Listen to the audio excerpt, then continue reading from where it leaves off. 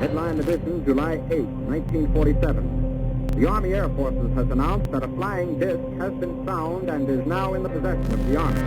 However, there have been a certain percentage of this volume of reports that have been made by credible observers of relatively incredible things. There is very compelling evidence that we may not be alone, whatever that means. There's a whole fleet of them. Look on the ASA. Look at that thing, dude. American public and global public finally understands UFOs are real. Non-human, exotic origin, vehicles that have either landed or crashed.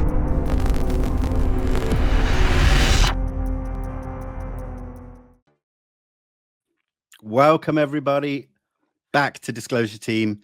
I am Vinny. I'm with my wonderful co-host, Katie. Katie, how are you? I'm doing great, especially because we have an amazing setup of guests today. I know, right? This is something I've been looking forward to since it was even considered, and here we are. It's just an amazing feeling. I will say, though, before we bring our two guests on, a couple of house rules. As always, everybody in the live chat, thank you so much for being here. Really appreciate it. If you could just keep the chat cool, calm, and collected, we would really appreciate that. We appreciate that everybody has differences of opinion, but we can still be respectful, and that's that. So yeah, I'm going to say it. I am dealing with some pain right now. I have a trapped nerve in my shoulder, hence the hot water bottle. If I seem a little bit off at any point during the interview, that's why.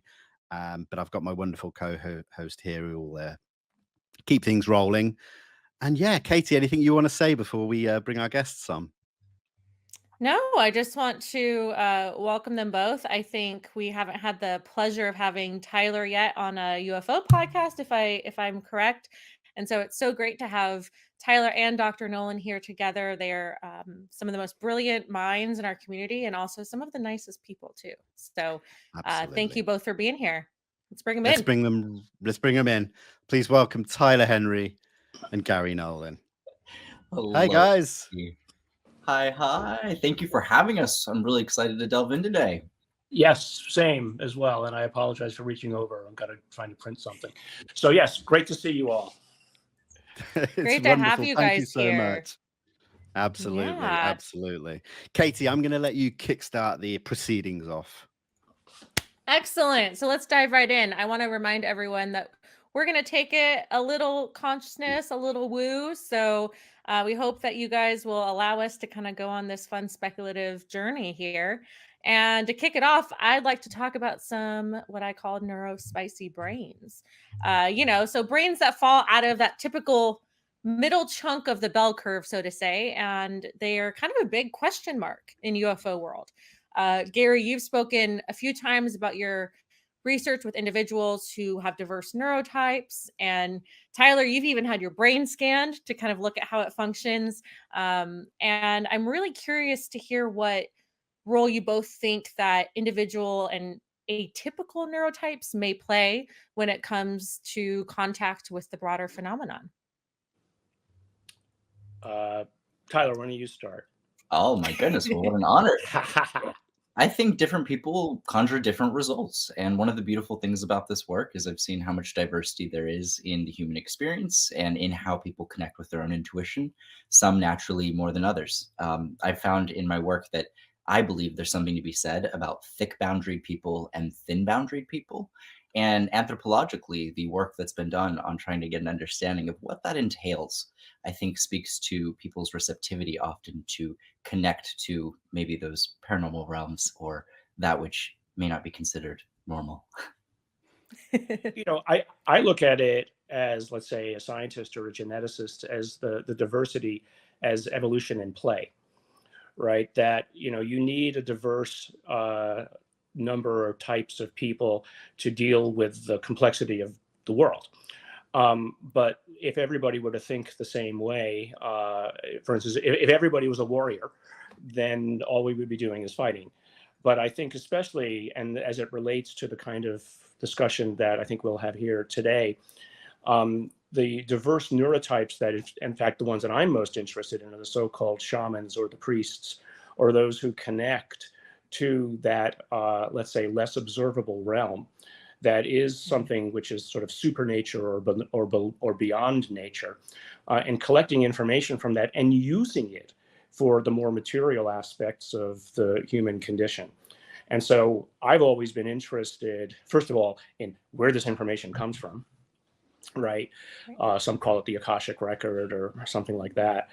But how do certain people accomplish this, right? How and where does information come from over there from a place that we don't understand what the information is and how it's organized, to over here into a place where, let's say, a scientist thinks of neurophysical connections and brain waves and things like that, that somewhere there's a connection, and we seem to see that it passes in families at times. So that means there's an architecture or a blueprint in the genes that enables this. So I'm fascinated. It hypothesizes and the speculation is that this is how it operates. So that's my angle on it.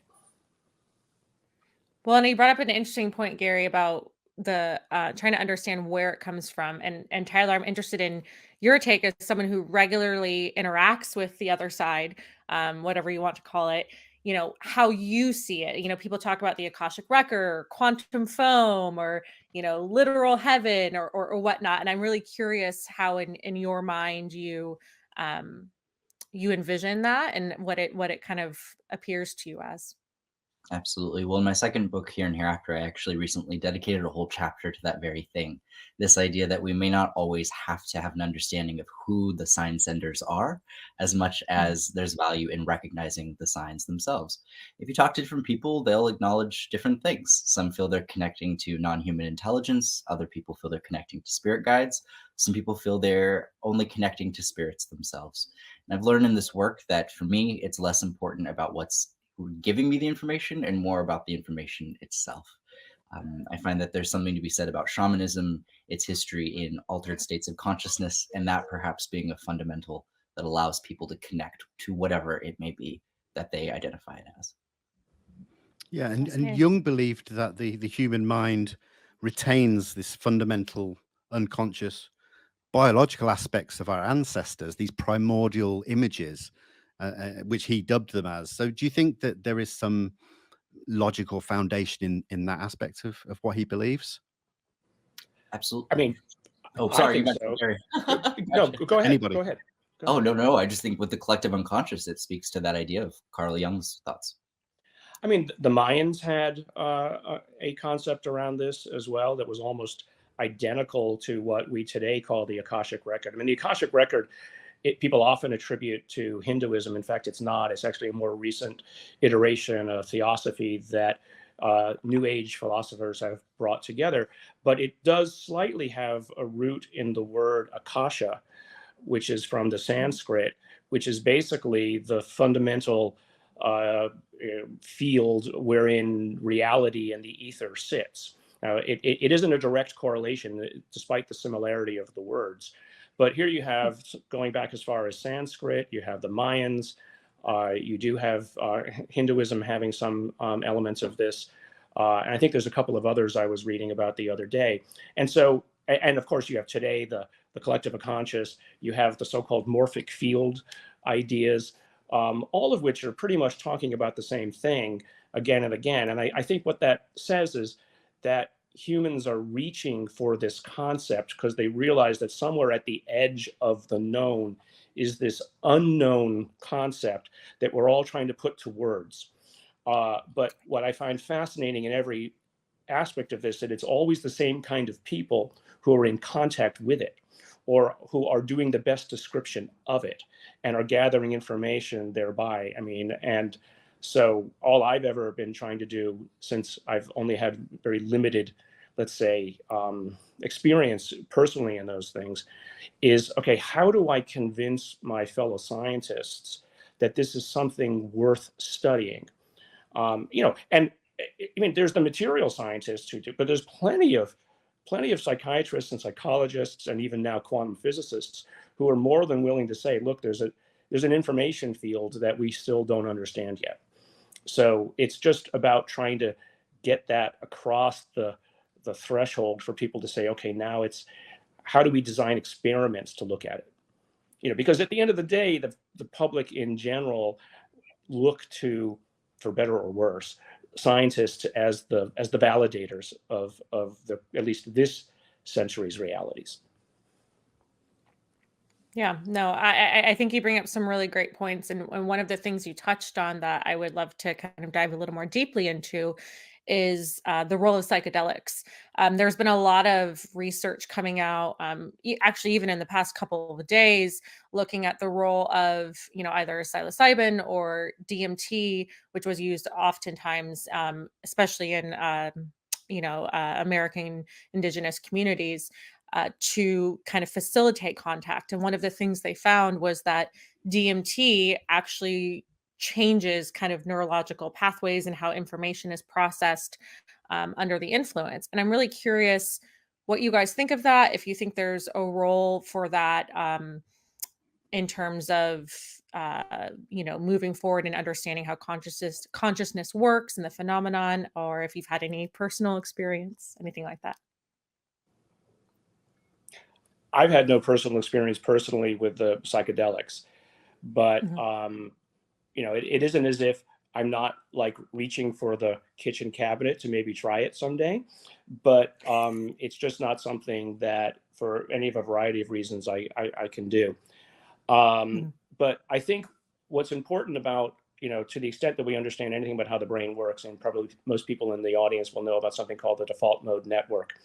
The default mode network can be simply thought of as the controller sitting at the middle of this cacophony of processes that is basically putting its foot down and saying, this is how you're going to operate. And in some ways, it's almost like your executive function of who you are.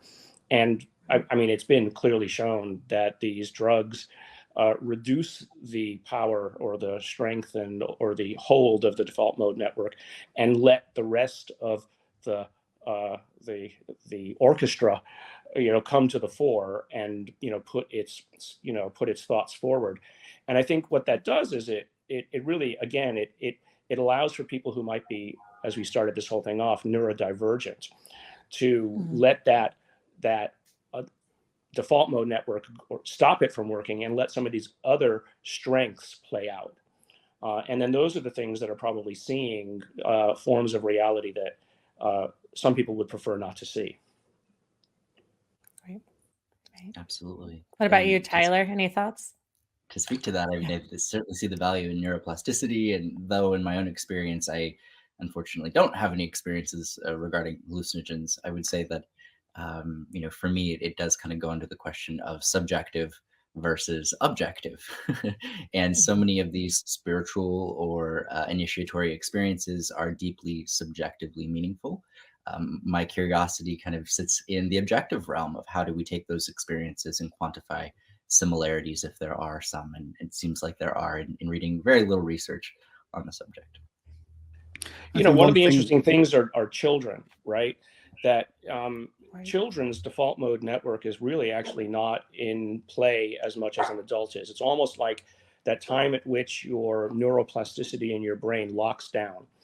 And it's almost coincident with the time that you stop being able to talk additional or learn additional languages. So that neuroplasticity, as you are entrained to enter whatever civilization or culture and adulthood, is somehow coincident with the loss of those additional functions.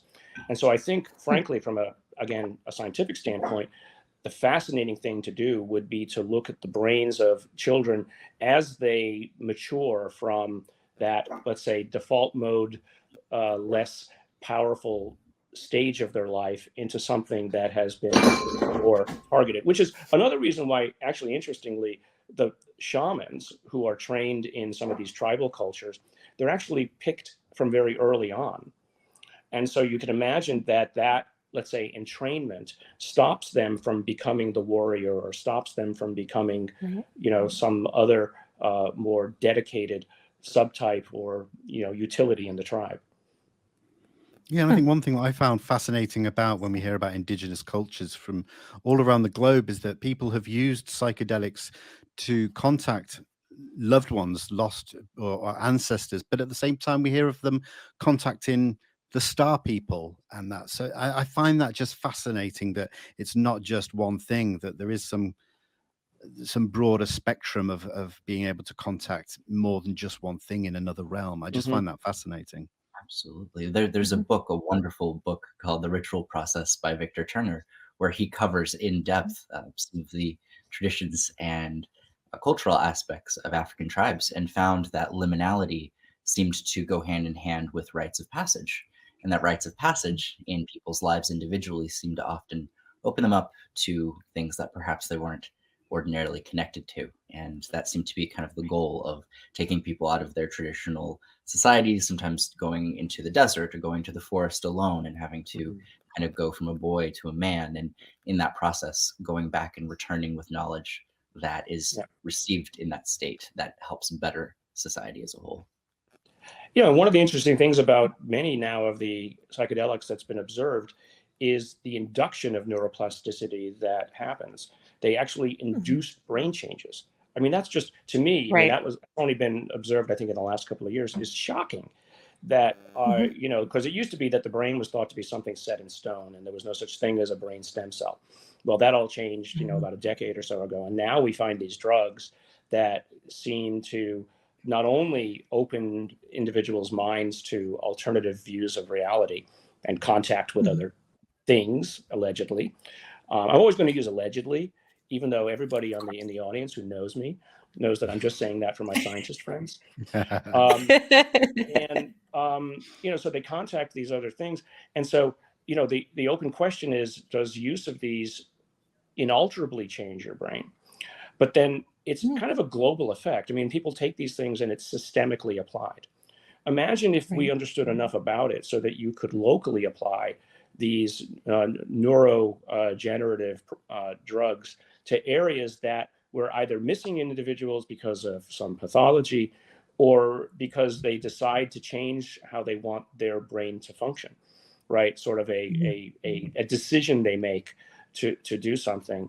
And, you know, one of the things that I've often talked with people about is when, you know, sometimes people who suddenly appear to gain function, they have an accident, they gain a function, suddenly they can do something they couldn't do before. And then people say, well, how does this happen? And the only way that I, as a biologist, could imagine is what happened was that you damaged a part of the brain. The neuroregenerative process of the brain basically created circuits around the damage. And in so doing, connected networks that previously had been suppressed or just didn't exist. And suddenly now they have access to, you know, somebody rewired their brain because of the damage.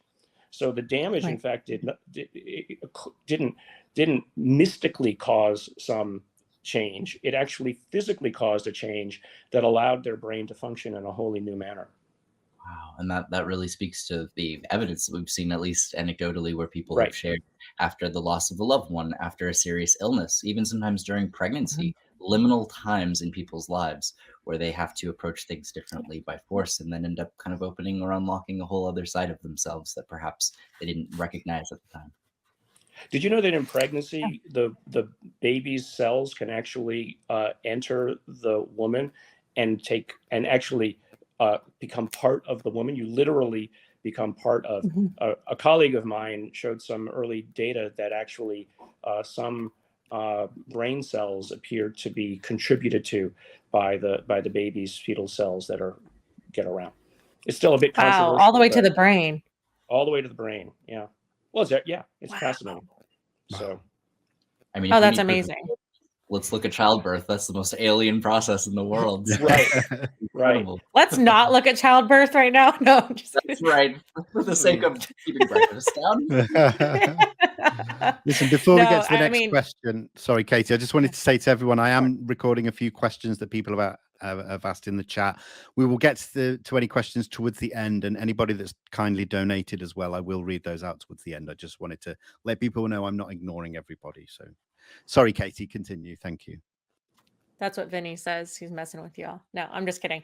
So Tyler, you actually kind of, I think you read my mind, because the next question I was going to ask both of you about was George Hansen's The Tricks from the Paranormal. Yeah, I guess that was kind of a joke in there. I didn't even intend it. So George Hansen, if you guys haven't read The Tricks from the Paranormal, fantastic book, highly recommend it. And he kind of famously outlines the role of liminality, but also some other things like anti-structure in attracting paranormal activity, high strangeness, whatever you want to call it.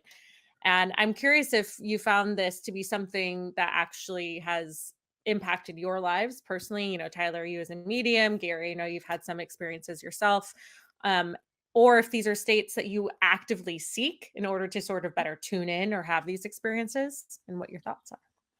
Absolutely. I know in my own work, liminality is a goal that I try to kind of implement a state of when I do a reading. Now, getting a reading by default is liminal. There is kind of the expectations and then the suspension of those expectations. You never know what's going to be said. People are kind of on edge.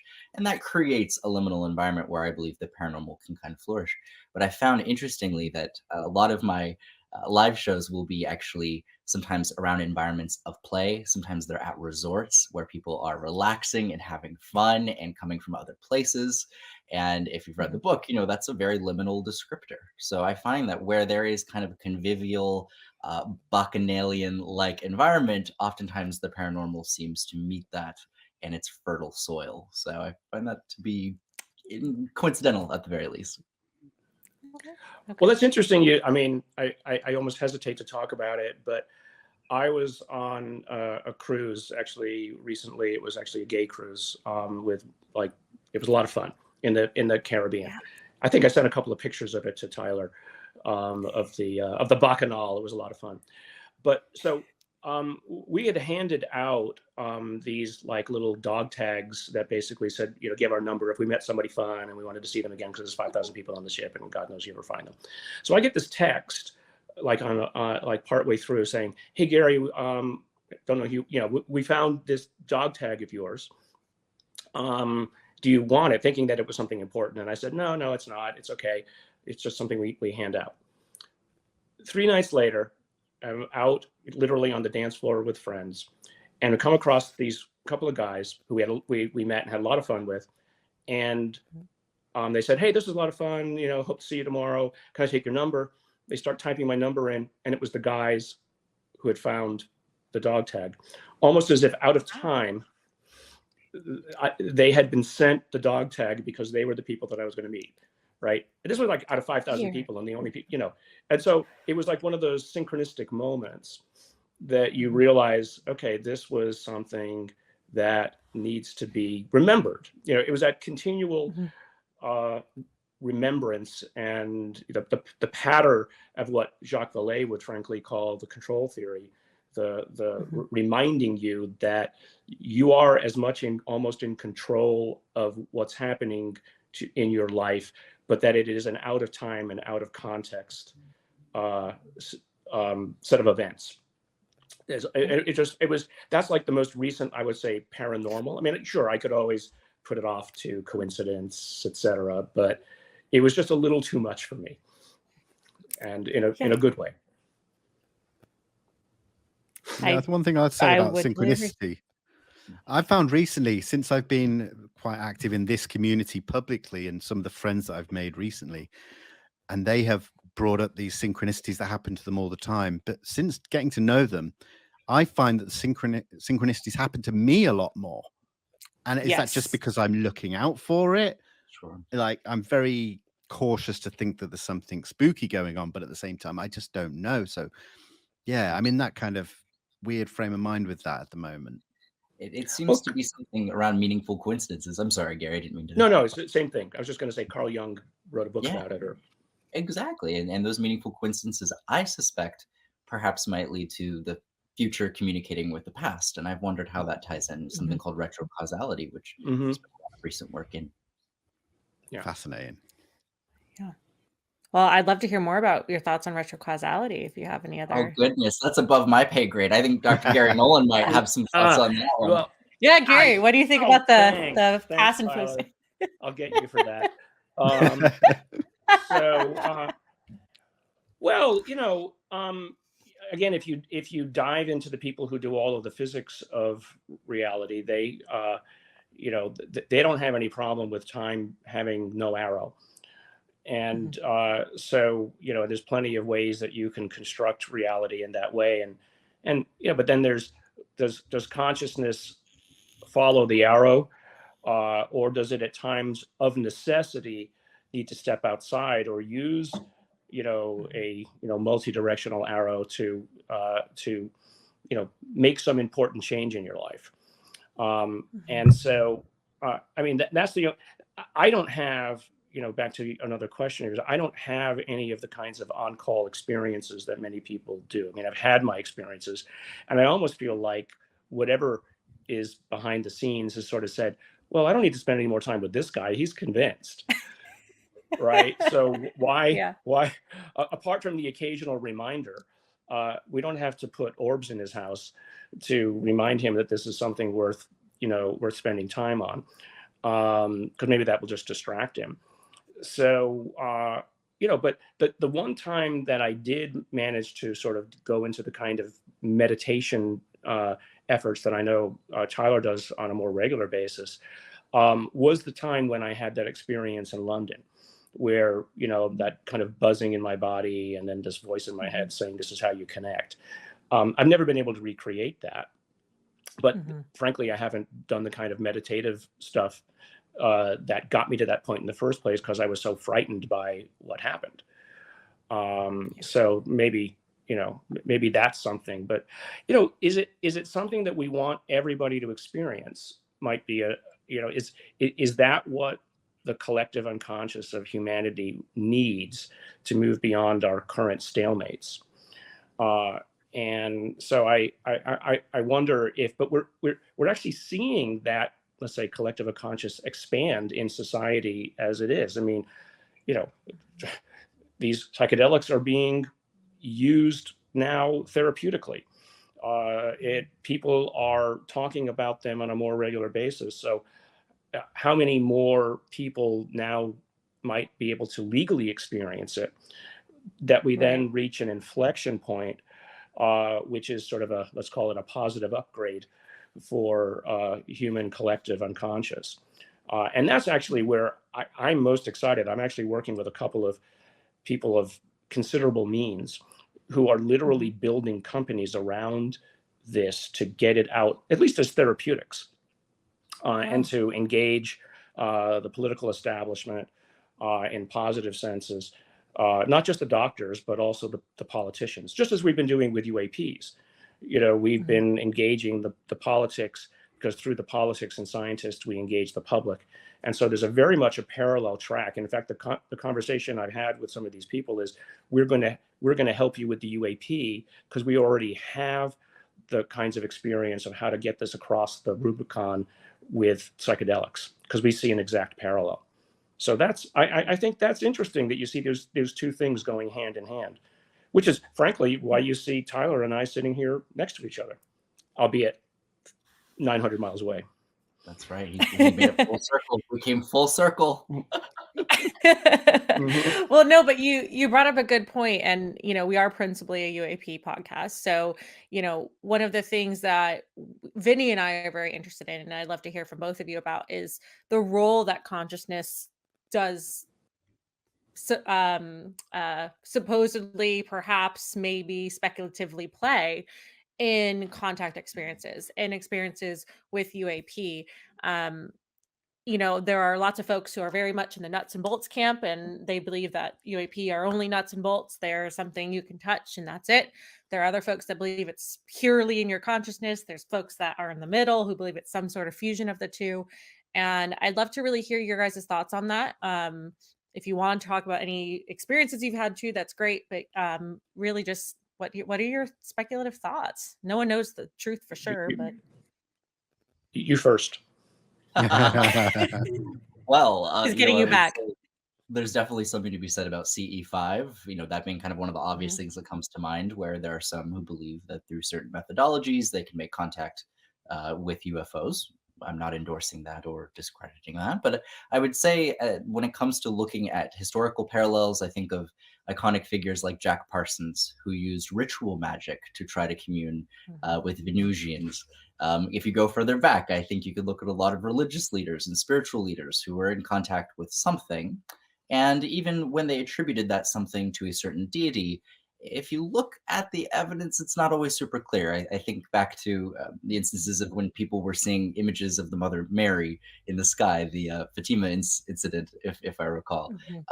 Those are all things where people saw what they thought they were seeing, but perhaps there was something more to that, or archetypally something to be said about the mother archetype as it even pertains to the Bledsoes, as if we're familiar with their story of kind of the divine feminine. So it all, I think, kind of ties in. Yeah, I think that there's hardly a UAP, UFO contact story that doesn't involve lack of verbal communication, and always seems to have some sort of consciousness to consciousness communication. And so, I mean, as a data point, I mean, all of these, as I've said before, are anecdotes. And so from a scientific standpoint, individual anecdotes are not that useful. But collectively, when this seems to happen again and again and again, you can't help but, sorry, colleague of mine, a very good colleague, you can't help but say, all right, this is a pattern. Here you have these so-called entities, however they are representing themselves, as Venusians, Pleiadians, future humans, etc. There's always, they're never speaking; they're always thinking at you, and so that's a consciousness to consciousness interaction.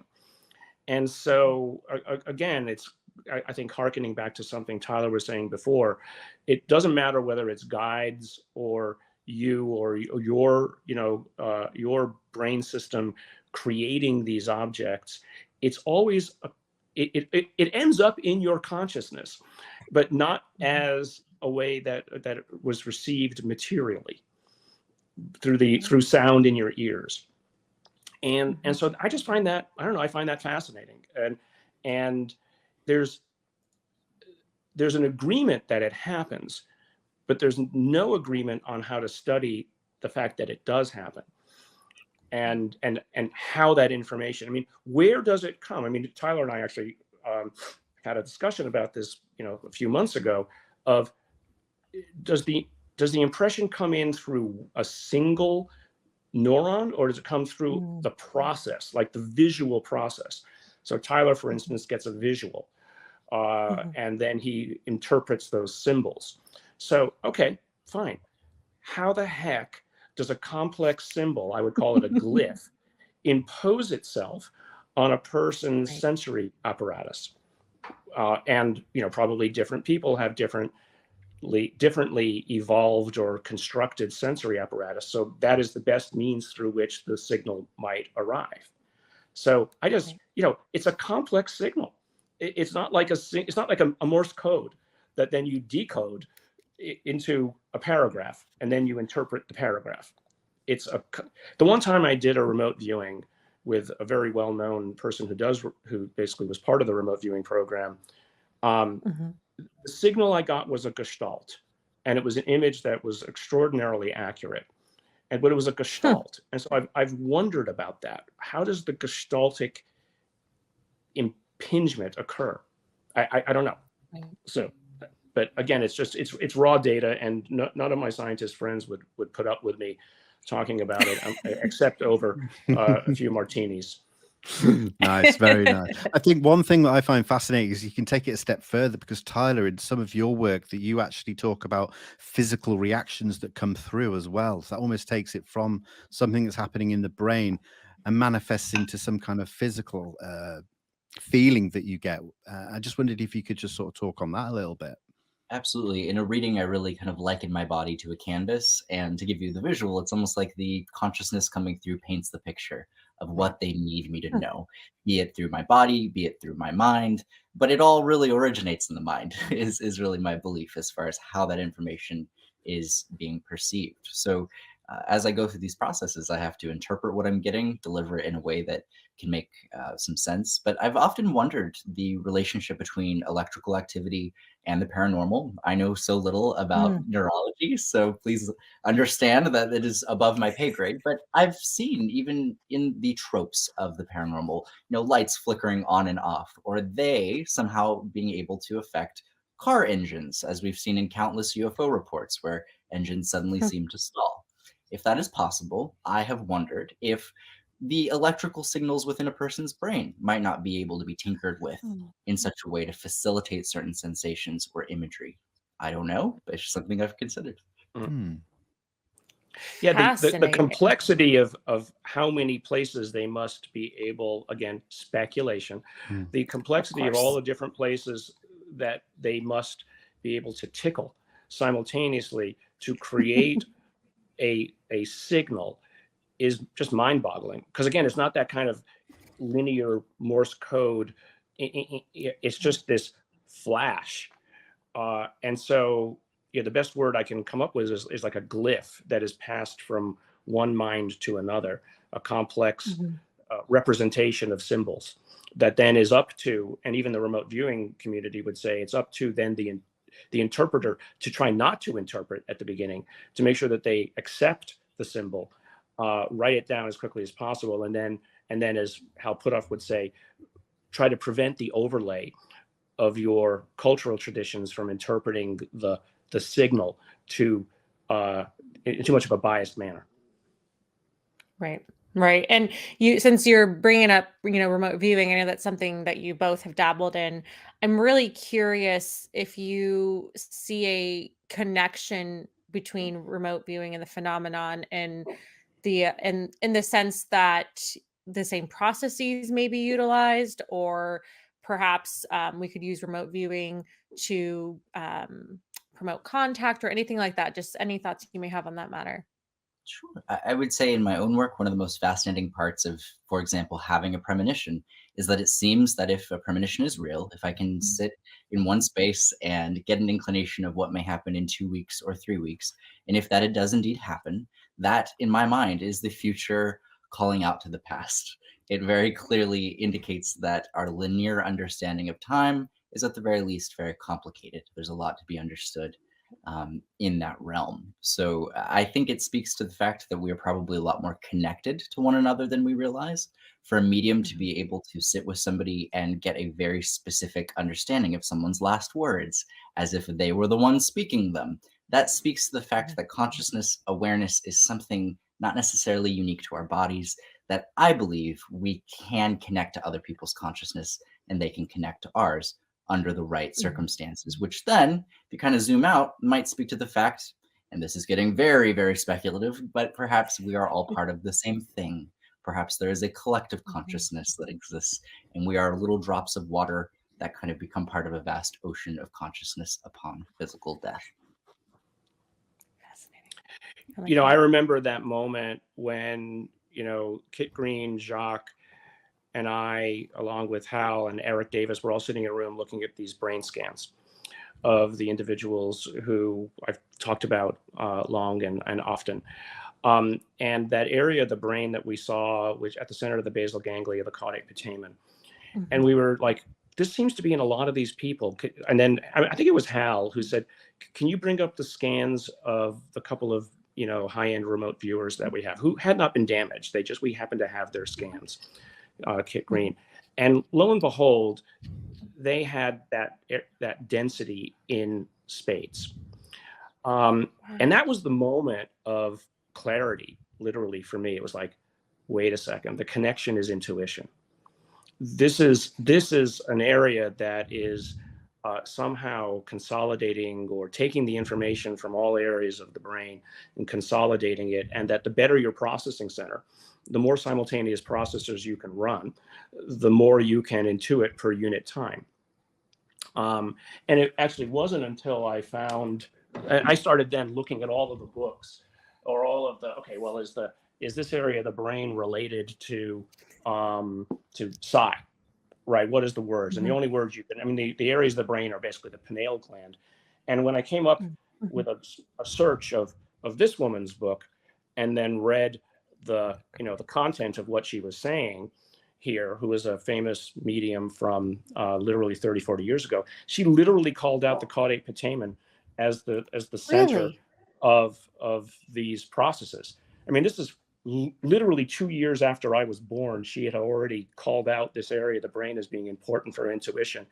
And only in the last 5 years have people accepted that the basal ganglia is involved in anything other than motor function. I mean, she's got this whole section here of these night visions and night dreams and classes she would go through. Have you read this, Tyler? I never have, but I am now. You have to. It's absolutely. I mean, she uses mostly the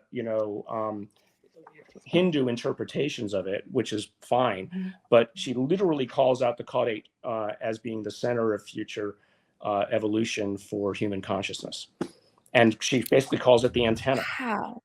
And I remember when I found that, I was like, okay, this has got to be. This is way more. Again, this is a synchronistic moment. It's proof of nothing, except that then we went and we actually did the retrospective and prospective analyses of brain regions with this Harvard group, and we published on. Lo and behold, the caudate is exactly as we predicted it.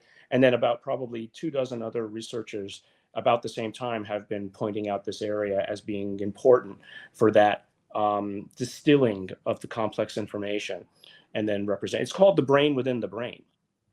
I mean, this is the brain within. This is what scientists call it now. The brain within the brain is this processing center. So anyway, that to me is. So I joked with Tyler about it. I'm going to put him under in this kind of Frankensteinian device and look at him. Not concerning at all. Microscope. No, not. Get my good side. If we're going to assemble me together. Yeah, it's to measure the what happens in the brains of someone like. Sorry, Tyler, for using you as the guinea pig here. What happens in the brains of someone like Tyler when they are achieving that moment, both before and after, right? And so to me, that is, I just find it fascinating, to be able to eventually do with permission. Absolutely. Now, there's so much to be said about altered states of consciousness. I'd be fascinated to see what happens in that area of research. Yeah, I have about 35 follow-up questions, but I'm going to limit it to a two-part question. Okay, so the first one I had, you kind of touched on, Gary, is you talked about prospective and retrospective studies.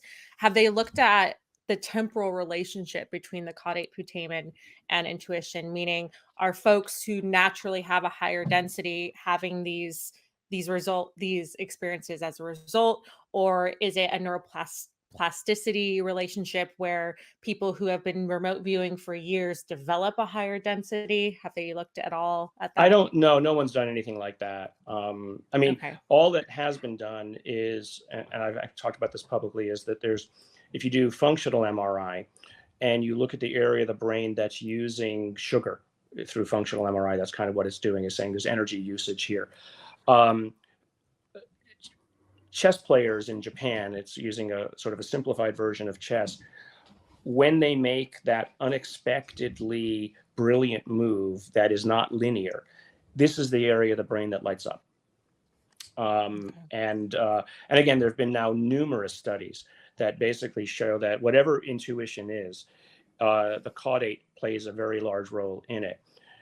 I mean, the studies that we've published on now show that, frankly, it's not just the caudate. I mean, you can't just produce or receive more information in one area of the brain unless there's a receiver in the other area of the brain that's capable of either delivering or receiving and processing that data.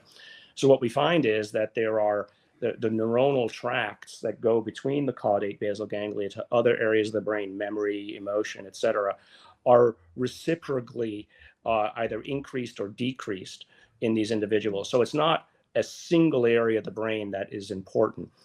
It actually is a network that in some ways is compensatory. And frankly, again, loops back to the beginning of what the title of your podcast, it's all about the neurotypes, that there's many different ways to structure the brain to frankly accomplish the same goal. It doesn't mean you have to look like this to have that. There's probably many ways. I mean, in my cancer work, it's all about the networks and how networks process information and can one compensatory node can deal with a defect elsewhere. And so, but what's good about that is what's interesting about networks is, without getting too biological, if you have a complex protein structure of multiple proteins, it turns out that you can make a drug against many of those different proteins, each of which will accomplish the goal that you're seeking, which is to either anti-cancer or turn something on or turn something off. So similarly, if you think about that as a net, there's many strings on the network you can pluck to perhaps change consciousness functions in ways that are useful. Or in the case, I think, of some people, and I've said this before, who, let's say, some people who might end up with mental health issues because they just don't know how to turn it off. They're just receiving too much information.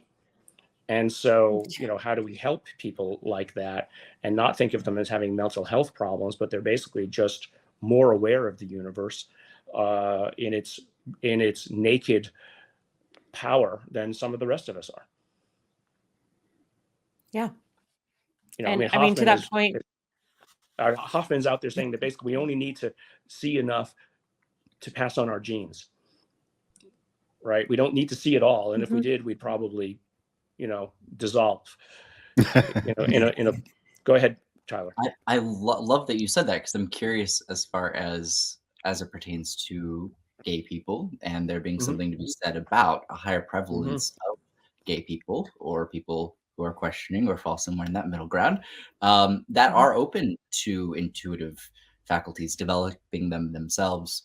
I've wondered if that's nature versus nurture, if gay people might have early experiences of being rejected by traditional religion and therefore might embrace alternatives, and perhaps that need to be true one is allows them to explore new possibilities that perhaps others aren't.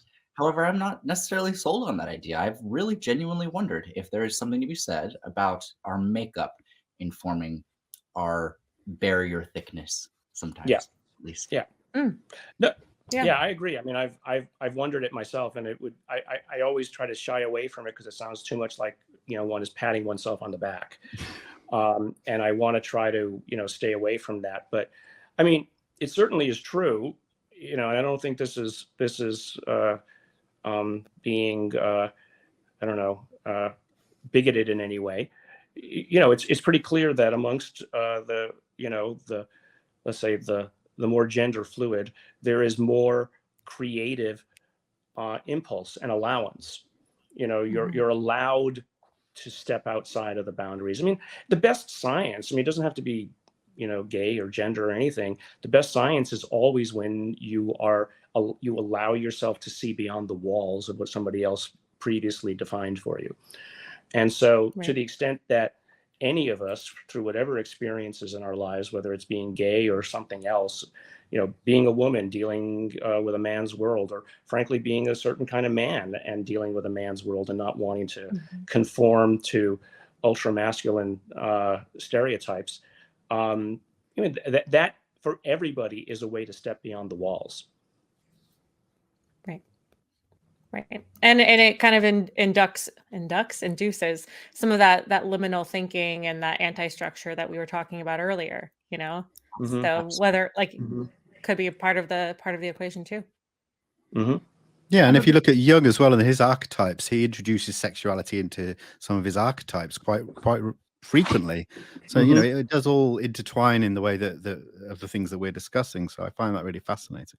Absolutely. Even looking at Greek and Roman archetypes of Hermaphroditus, this kind of amalgamation of Hermes and Aphrodite. You have very masculine and very feminine. You have the trickster and, that aspect all kind of put together in this gender neutral, or at least fluid, ambiguous landscape. And that really, I think, is the key word, ambiguity. So much of the paranormal is ambiguous. Some people revel in those ambiguous areas, like myself, and then others find ambiguity absolutely terrifying and something to be destroyed. So it speaks to the diversity of human experience. Absolutely, absolutely. Well, Vinny, do you maybe want to take us over to some viewer questions? I know we're getting close on time here, and I want to Sure, yeah, that's absolutely. Yeah, I'm going to give a quick shout out to a couple of people who have donated. So Papa Bear, thank you so much for the donation. And Owen from Ohio, thank you so much. Daniel Bogazuski, thank you so much. And then Mr. Calhoun, thank you again, with a question for Garry. What is Garry's interpretation of Eric W. Davis's claims that the immune system acts like an antenna to the phenomena? Is he implying that the phenomena works like the Force, Star Wars, through some kind of midichlorians? Those midichlorians always made my skin crawl. It was like when in ET they come screaming out of the tent, "He's got DNA, he's got DNA." Right. Like actually it wasn't Eric Davis, it was actually Colin Kelleher. Eric has repeated that, but it was actually one of the white papers that ASWAP or ATIP wrote. And the idea was not so much that it was somehow purposefully listening the immune system. It's just that the inflammatory processes are like one of the first things that happen when you're challenged, at least bodily. So the immune system is the first place where what are called literally alarmins. You cut yourself and alarmins get released. They're generically called alarmins, but they're things like cytokines and things like that, that basically are telling the immune system, come. And to a certain extent, there are, let's say, short-term memory in the immune system, and then there's long-term memory. Long-term memory are like B cells and T cells. And so it was that original paper that they had written that caused them and others to come to my office that day when they were looking for somebody to help them with studying the people who'd been hurt.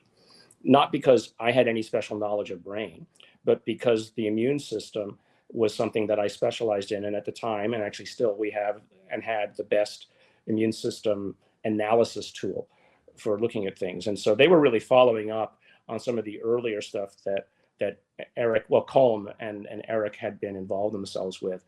A lot of people, and I'm just going to say this, a lot of people said that, they were trying to use people as guinea pigs. That is absolutely incorrect. The thing was to say was that if there has been evidence, or if there are interactions, to the extent that we can, make use of that information, let's not throw the baby out with the bathwater. Let's collect that data as we can. But no one ever was saying, let's put people out in the middle of the field, tie them to a stake, and wait for the UAPs to come. That's next year.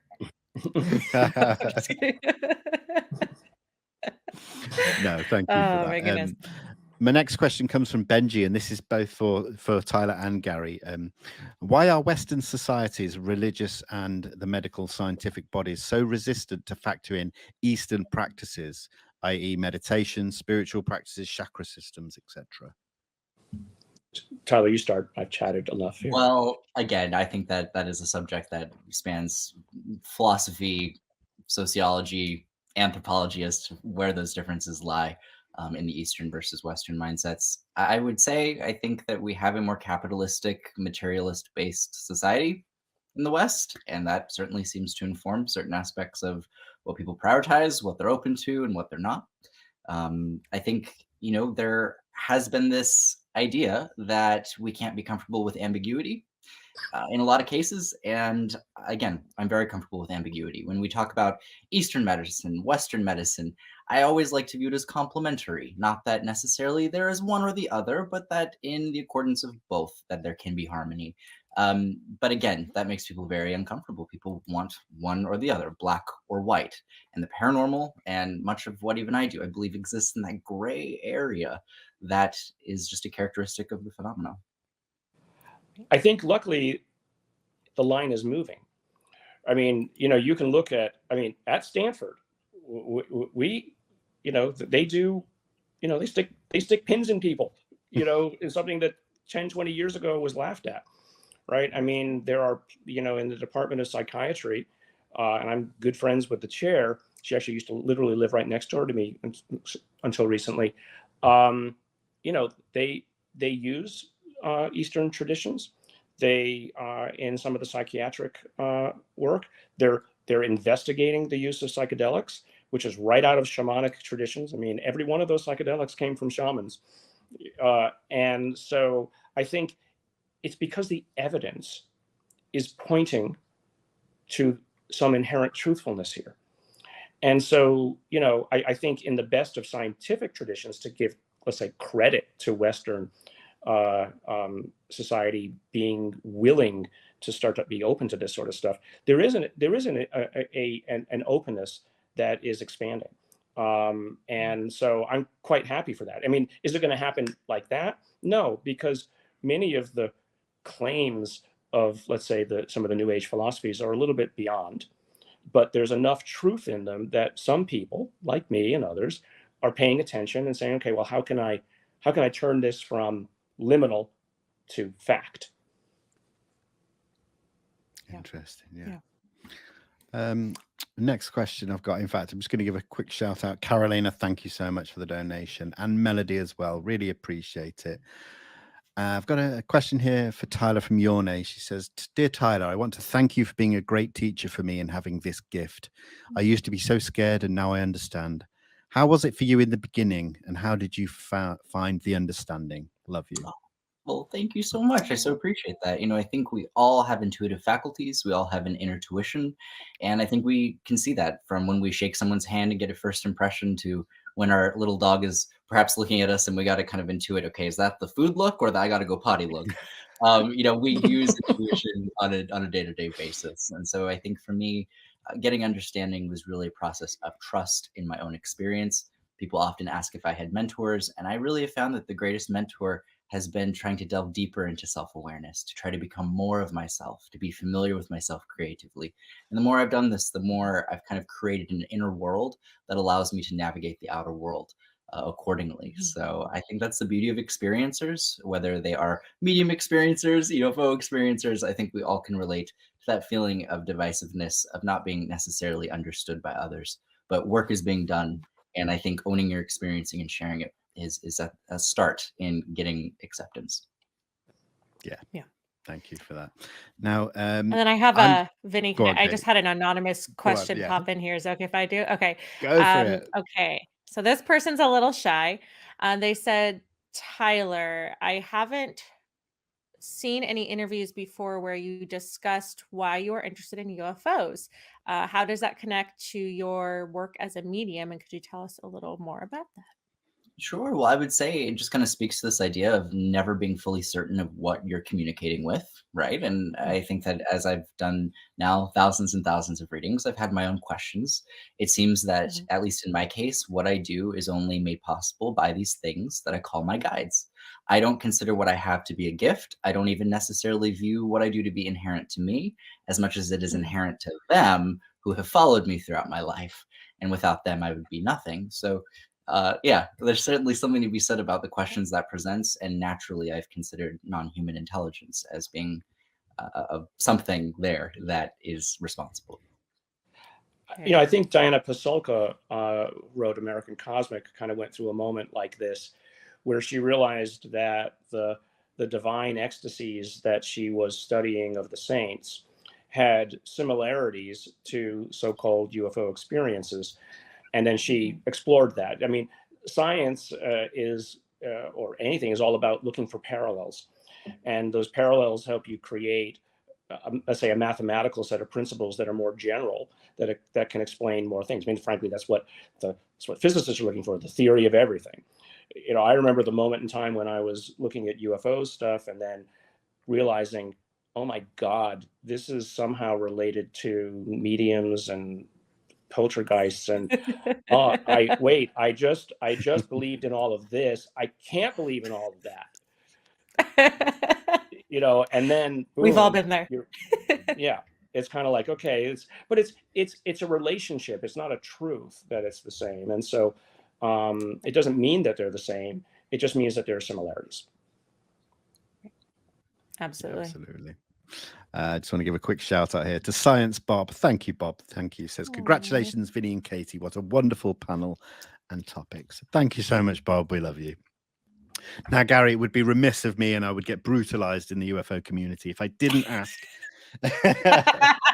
You always seem to, I know, you always seem to have the conversations behind the scenes. And recently we've heard inklings of potential new public hearings. And I just wondered if there was anything you could, tell us about that. Have you heard anything behind the scenes? Well, I mean, behind the scenes, yes, but I mean, I don't even have to go behind the scenes. I mean, it's public information now that several of the Congress people have talked openly about, literally going to the Speaker of the House, McCarthy, and asking for these open hearings. Yeah. We all know that some of the whistleblowers have stepped forward and done all of this, and talked about this. And I mean, I have a letter signed by 12 senators saying, we're doing this. Right. I mean, I know as well behind the scenes of some of the heads of the intelligence agencies and DOD who've literally said, I won't repeat it because I've been asked not to, but some astounding conclusions. Oh my God, Ali, I will call you. I promise. He's a very good colleague, has a fantastic, basically, cure for some cancers. So you can pick up the phone. It's okay. No, it's okay. We've known each other for 40 years. He can wait. So I think people just need to look 3 months ago as to how far it's come, and just take heart in the knowledge that there's a lot of people who have crossed over that threshold of wanting to move it forward. But I mean, back to this conversation here. Everybody involved knows that it's not just the nuts and bolts. Yeah. And yet we're being very careful not dancing too far over that line, because it'll scare the bejesus out of people if it gets too deep into the woo. And yet all of us know that the woo is just around the corner. They can find that out on their own later. They can find it, yeah. I appreciate you answering that. I like I said, I would have got crucified if I didn't at least try. So thank you so much. You saved my bacon. I'm going to ask one little follow-up question, though. Please, Gary. Please do. Last time we found out that you may have been involved in some prep materials. You may have helped Mike Gallagher find out about the Wilson Davis memo, which got entered into the record. Can you say if you will be participating in any sort of briefings or providing white papers to any members of Congress beforehand? I just shouldn't say anything. Okay. I've been asked, I mean, I think people can infer exactly what I mean when I say that. So, I am certainly not central to the ongoing narrative, and it could happen and continue without me. To the extent that I can help, I'm there. Wonderful. Got it. Understood. Appreciate that. Yeah, thank you. I'm going to give a quick shout out here to Jordan Flowers. Jordan says, sending my gratitude to all of you for helping to advance this topic in a thoughtful, constructive, and multidisciplinary way. Thank you so much, Jordan. We try our best, and we love having these conversations. I think before we end, Tyler, if you don't mind just telling us, what have you got coming up next? Oh my goodness. Well, I recently had a show on Netflix come out called Life After Death. I travel the country and do group readings. Now we're at 32 cities in a single year. So I feel so thankful to be able to connect to people, not only on UFO Twitter, I'm on Instagram, all on socials. And it's so special to be able to hear all the different approaches and beliefs. And I feel really thankful to even have been considered today. So thank you for having me, Katie and me. Same. Pleasure. Absolute pleasure. Thank you both for We're grateful you both took the time. Yeah. Of course. Yeah, absolutely.